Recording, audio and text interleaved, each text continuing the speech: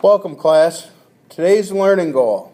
Students will describe heat as energy transferred by convection, conduction, and radiation. Today we'll be taking Cornell notes, so make sure that your paper is set up appropriately. The essential question, it needs to go on top. And what we are answering today, what are the major differences between radiation, conduction, and convection? The goal is for you to be able to walk out of here today and be able to differentiate between the three and be able to explain the major components and how they differ from one another. Okay, let's start with a little bit of review. Earlier in the semester we talked about the electromagnetic spectrum and radiation that's given off by stars like our sun. When we're talking about radiation, we're talking about everything on the spectrum. That includes radio waves, microwaves, infrared given off as heat, ultraviolet. We discussed when we were talking about stars in the solar system. You might recognize this as the harmful radiation that can cause skin cancer. X-rays, gamma rays, and of course the visible light spectrum. This is what we can see, the red, green, blue, and everything in between. On Earth we receive energy from the sun in the form of radiation.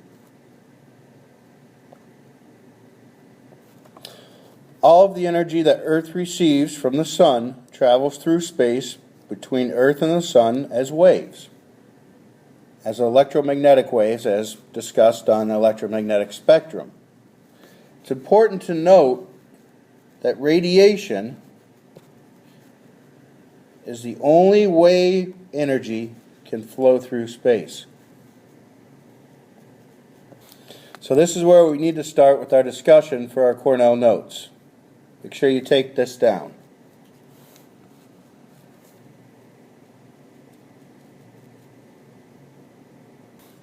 Let's take a look at the Earth's energy budget. Like we mentioned before, all of the Earth's energy that we receive from the sun comes to us in the form of electromagnetic radiation.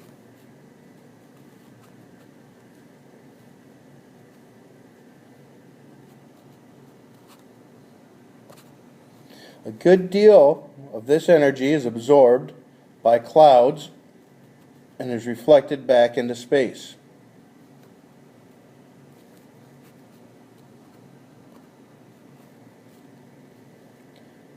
Some of it is absorbed by water, dust, and ozone in our atmosphere.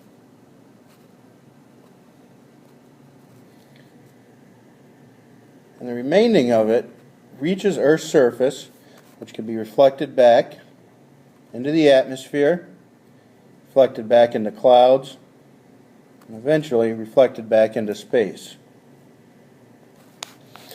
Now remember, when we're talking about electromagnetic radiation coming from the sun, we're talking about everything. We're talking about UV light, we're talking about infrared light, we're talking about visible light. What we're going to concern ourselves with for the rest of this discussion is what happens when the radiation actually reaches the Earth in the form of heat or infrared radiation. If you walk outside on a sunny day, you can feel the heat from the solar radiation radiating off of your face. It's important to understand that this is where a majority of what we get our energy from is from solar radiation. It warms up the atmosphere, warms up the ground, causes convection currents, which we'll talk about here shortly. And these are the driving forces between wind patterns, weather, ocean currents. So it's important that we get a good understanding right off the bat. What we're going to be concerned with is what happens when solar radiation hits the Earth in the very bottom part of the atmosphere. To understand conduction, let's first review kinetic theory. If you remember correctly, simplified, the kinetic theory says the more energy I add to a substance, or heat in this case, the faster it's going to make these particles vibrate. Eventually, I add enough heat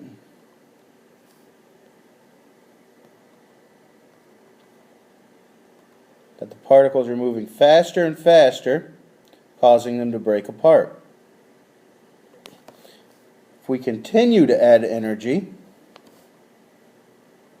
more energy, the faster the particles will move and the farther apart they're going to move. So therefore, if I add energy or heat, I will have less particles in a given area. You can see when we started off with a solid, we had a very condensed area. We added heat or energy, have less particles in that area. The more energy that we add, even less particles. So add this to your notes as a review for the kinetic theory. It's pretty simplified. When you add heat, which is energy, to a substance, it makes the particles move faster. The more energy you add, the faster the particles move and the farther apart that they will go or travel, thus giving us less particles in the given area. So let's talk about what happens when the radiation is reflected in these bottom layers down here. We're going to be talking about conduction first. The first thing we need to consider when talking about conduction is in order for conduction to occur, particles must be in direct contact with each other. An example of this would be an egg in a frying pan. The egg's in direct contact with the metal of the pan. We all know when we put an egg in a hot frying pan that the egg's going to heat up, we're going to cook our egg. But what exactly is happening here? What exactly is taking place? Why does the energy transfer from the stove to the pan, and in this case, the egg? Let's take a closer look at our frying pan. Here's the metal. We've got a cutaway section here of tiny particles, or atoms. And as we discussed before, when we add heat to these particles, they're going to move faster and faster and faster. So the molecules in a substance move faster as they become heated. So as these bottom molecules get heated up, they want to have a tendency to move. They're going to vibrate faster and faster. As this guy right here moves, collisions are going to occur with the surrounding molecules. So in other words, if we've got some atoms, they're tightly bound together,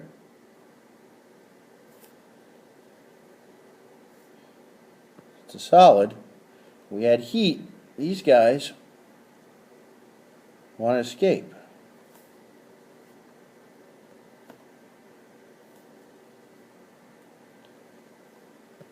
What happens to its neighbors?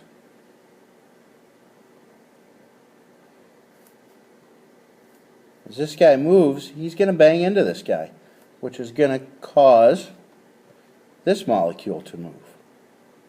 In turn, he's going to bump into this molecule, which is going to cause him to move. He's going to bump into his neighbor, which is going to bump into the next neighbor, and so forth. So what we have here is a transfer of energy. Just as we said in kinetic theory, heat is being transferred into kinetic energy or movement. So when these molecules move, they run into the next molecule, which causes that to move, which runs into the next molecule, which causes that to move, and we interpret that as heat. But really what it is, it's a transfer of energy. So collisions between the particles result in the transfer of energy, which warms the substance. So it's kind of like a domino effect. As one domino falls, it transfers its energy to the next one, and so forth and so on. The same thing is happening with conduction.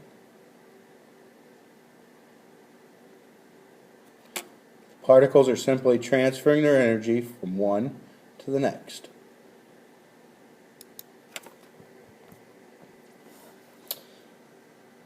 So if particles have to be in direct contact to each other, what this means is as radiation is reflected off of the Earth's surface, only the very bottom layers of the Earth's atmosphere can be heated. Since gas is so far spread apart, conduction works very poorly throughout the air. So then what warms up our air? That's a good question. This is where convection comes into play. Convection. Convection is the movement of matter due to differences in density that are caused by temperature variations.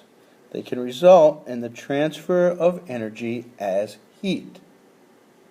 Let's see if we can simplify this a little bit to give you a better understanding.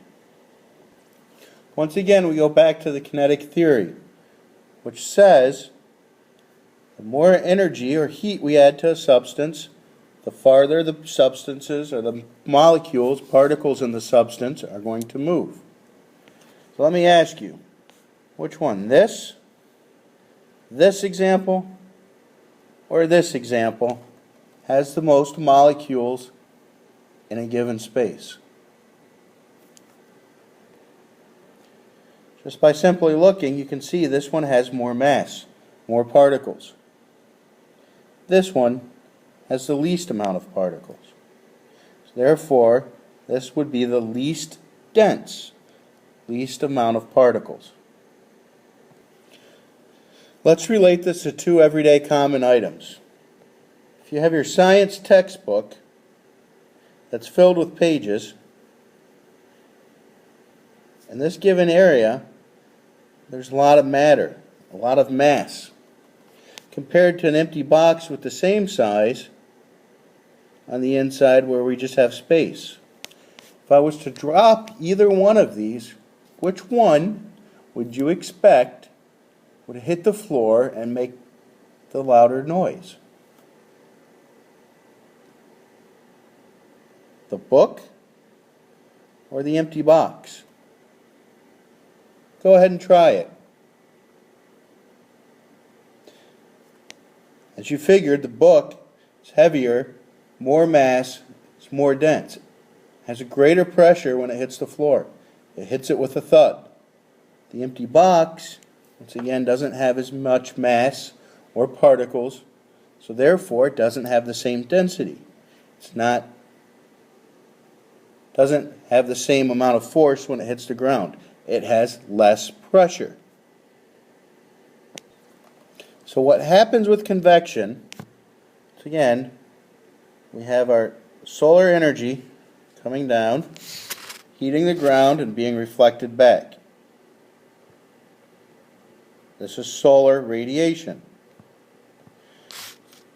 Bottom layers of the atmosphere down here that are in direct contact with the ground are being heated up because molecules are colliding, just like in the dominoes. We call that conduction. If we go back to our book example,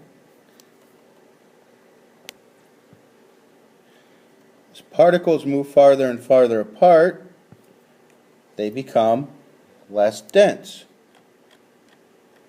Just like in the case of our book and our empty box. As particles spread out, they become less dense. As this air down here is heated up by conduction, the particles are going to spread farther and farther apart. When you dropped your book, which one was heavier or had more pressure? The one with less density or the one with more density? That's right. The book, which was more dense, had more particles, hit the ground with more pressure. The same thing is going to happen with the air. Our cold air, since it has more particles in a given area, it is more dense, are going to sink. As air is warmed up, it becomes less dense, particles get farther and farther apart, it rises. As air rises up into the atmosphere, it loses some of its motion. It loses its kinetic energy. It begins to cool off. The particles start to come closer and closer together again. They lose some of their motion and their heat to the surrounding atmosphere. The air cools, becomes more dense. It's back to the ground. It's heated back up by this bottom layer. Particles move farther apart. The air warms up. Becomes less dense, floats to the top. And what you end up with is what we call a convection current.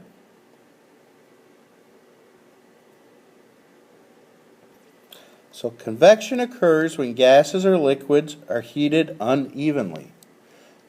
The continuous cycle in which cold air sinks and warm air rises. This is what warms the Earth's atmosphere, is this continuous cycle.